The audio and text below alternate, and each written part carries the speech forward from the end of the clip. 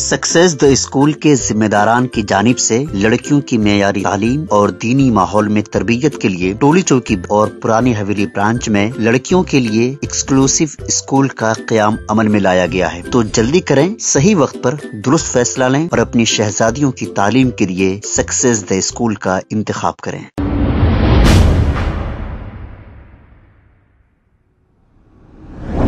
अस्सलाम वालेकुम नाजरीन, 7H न्यूज सच को रखे आपके आगे। नाजरीन, रमजान के महीने में एक अफसोसनाक खबर हम सुनाने जा रहे हैं।